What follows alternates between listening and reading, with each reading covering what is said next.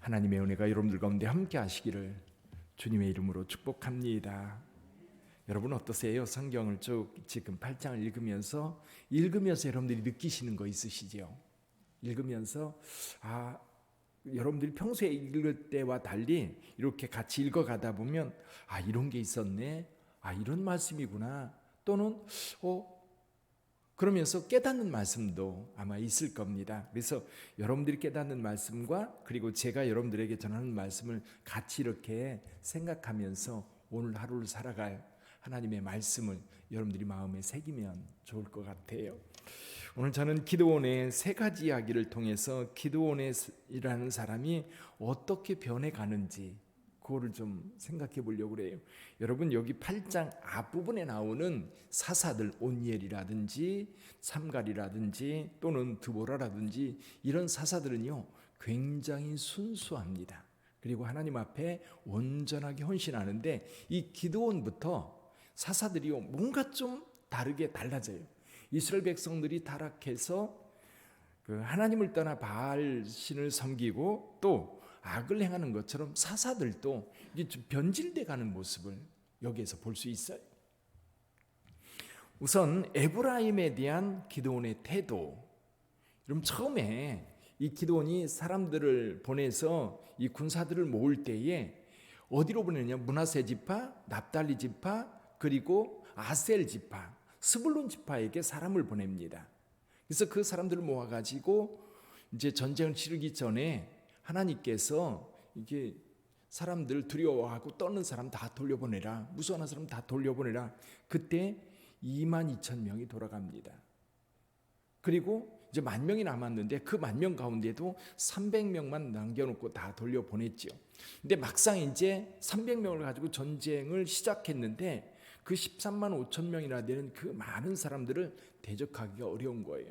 다시 사람을 보내서 군사들을 모으는데 그때에 사람을 누구한테 보내느냐면 에브라임 지파로 보내요. 그래서 에브라임 지파에게 보내서 그들로 하여금 빨리 어디로? 이 요단강을 건너는 나루턱을 점령해서 거기에서 이 미디안 백성들을 치라고 말합니다.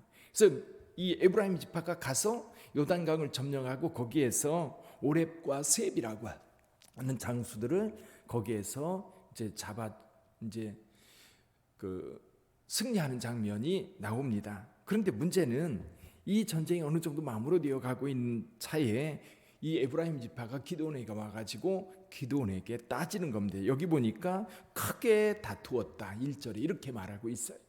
그러니까 에브라임 지파가 기드온에게 자기들을 무시했다고 생각한 겁니다. 전쟁이 났을 때 자기들을 먼저 불렀어야 되는데 자기들을 무시했다 생각하고 기드온에게 대들었는데 기드온이 지혜로운 말로 이것을 해결해요. 어떻게 말해요? 2절 3절 한번 읽어볼까요? 기드온이 그들에게 이르되 내가 이제 행한 일이 너희가 한 것에 비교되겠느냐? 에브라임의 끝물 포도가 아비에셀의 만물 포도보다 낫지 아니하냐? 하나님이 미디안의 방백 오렙과 스앱을 너희 손에 넘겨주셨으니 내가 한 일이 어찌 능히 너희가 한 것에 비교되겠느냐 하니라. 기드온이 이 말을 하매 그때에 그들의 노여움이 풀리니라. 그래서 기드온이 정말 적절한 말을 통해서 그래서 이 기드온이 속한 므낫세보다 너희가 훨씬 더 낫고 또 이번 전쟁에서도 너희가 큰 전과를 올렸으니까 됐다. 그리고 이 다툼을 이제 마무리 지어요. 여기까지는 참 좋았습니다. 근데 이제 그 다음에 기드온이 300명을 데리고 이제 그 세바와 살문나 이 미디안의 왕들인데 계속 추격해 갑니다. 이 요단강을 건너 추격해 가다 보니까 너무 배가 고프고 기운이 없는 거예요. 그래서 숫곳 사람들에게 떡 좀 다오라고 부탁을 했는데 숫곳 사람들이 숫곳은 어떤 곳이죠? 숫곳은 처음 숫곳이 나오는 곳이 어디냐면 창세기입니다. 야곱이 바단 아람에서 돌아오다가 숫곳에 우리간을 짓고 거기에 오랫동안 머물러요. 그리고 이 숫곳은 갓지파입니다. 여러분 이스라엘 지파 가운데 갓지파가 다스리는 땅이에요. 여기 푸누엘도 마찬가지고요. 이 두 지역 사람들이 이 기드온에게 떡을 주지 않습니다. 그 군사들을 돕지 않아요. 이유는 아마 이런 생각이 들어요. 기드온하고 이 지역은 가까운 거예요. 그래서 가까워서 이 요단 서쪽 편에 있는 사람들은 미디안에 대한 두려움이 적을지 모르지만 이 숫곳이나 이 갓지파는 미디안 사람들에 대한 두려움이 있었던 것 같아요. 그래서 미디안을 치는데 돕지 않는 겁니다. 오늘날 전쟁이 나도 도울 거냐 말 거냐, 협력할 거냐 말 거냐, 이런 얘기들 지금 우크라이나 전쟁에서도 이 편이 갈리잖아요. 편이 갈리는 것처럼 아마도 자기 동족임에도 불구하고 숫곳과 분노엘 사람들은 기드온을 돕지 않습니다. 기드온이 화가 난 거예요. 여기서 한 가지, 지금 지파 간에 협력하지 않고 있다라고 하는 게 지금 보이고 있습니다. 지파들이 같이 협력해가지고 이방인들을 쳐야 되는데 지금 지파들이 협력하지 않고 지금 나누어져 있다는 사실, 또 기드온이 가서 승리하고 돌아오다가 이 숫곳 사람들과 분노엘 사람들을 치는 장면이 나옵니다.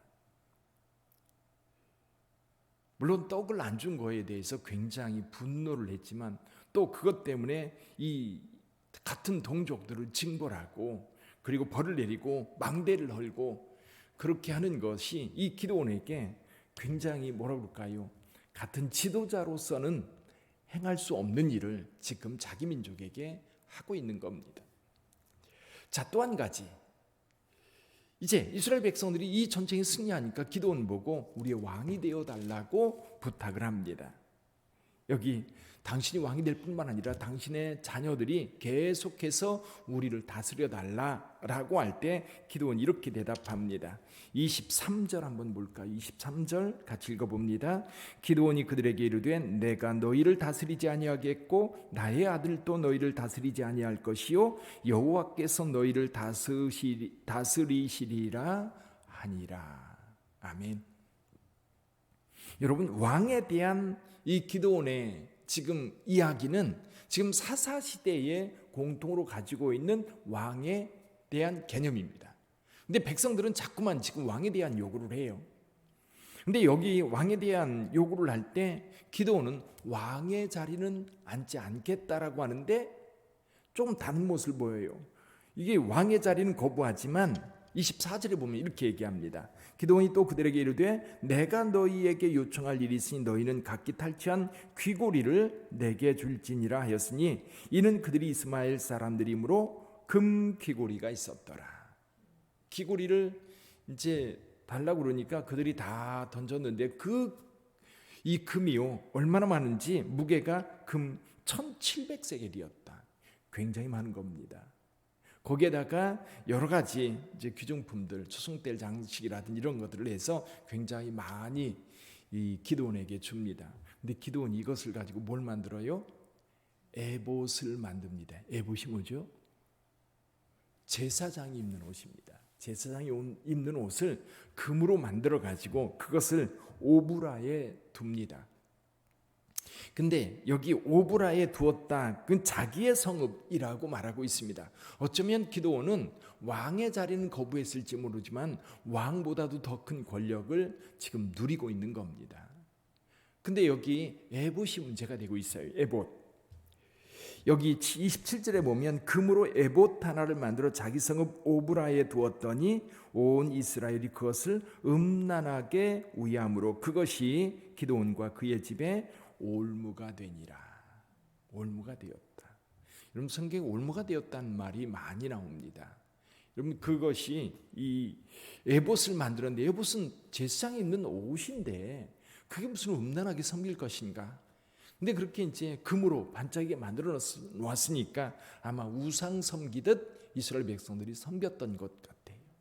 또는 아마 그것이 오브라 성읍에 있으니까 사람들이 그걸 보기 위해서 와서 거기에서 뭐 이방 신을 섬기듯 아마 섬겼던 것 같아요. 그래서 어쩌면 기드온은 이스라엘 백성들의 지도자요 사사였지만 오히려 이스라엘 백성들로 하여금 음란에 빠지고 그리고 여기 우상 숭배에 빠지게 만들었던, 그래서 기드온의 집에 올무가 되게 했던 이 사건. 그러니까 기드온을 보면 처음에 순수하게 하나님의 부름을 받아서 이스라엘 백성들을 미디안으로부터 구원하는 일에 나섰는데 이게 마음이요 점점 바뀌어가고 있는 거예요. 점점 달라져 가고 있는 거예요. 여러분, 그래서 저와 여러분들이요 일관된 마음을 갖는 것이 굉장히 중요합니다. 하나님 앞에 순수하게 그래서 뭔가 사람들이 없을 때, 뭔가 궁할 때, 아니면 뭔가 간절할 때는 여러분 그 순수성을 지켜가지면 이제 뭔가 얻었고 지위를 차지했고 그리고 뭔가를 쥐게 되면 마음이 달라지는 경우가 참 많아요.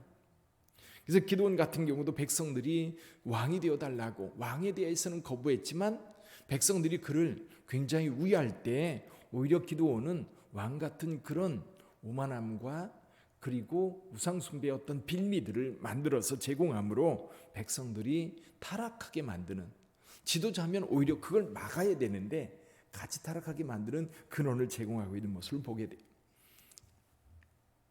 여기서 보게 되는 것은 그거예요. 점점 이스라엘이 지금 처음 여호수아가 이스라엘 백성들을 데리고 가나안 땅에 들어와서 점령했을 때 그 믿음과 점점 지나면서 그 믿음이 점점 떨어져 가고 있는 모습을 여기서 보게 되는 거죠. 그래서 오늘 저는 여러분들에게 말씀드리고 싶어요. 우리의 믿음을 계속해서 올라가는 믿음이 돼야 되지 떨어지는 믿음이 되면 안 됩니다.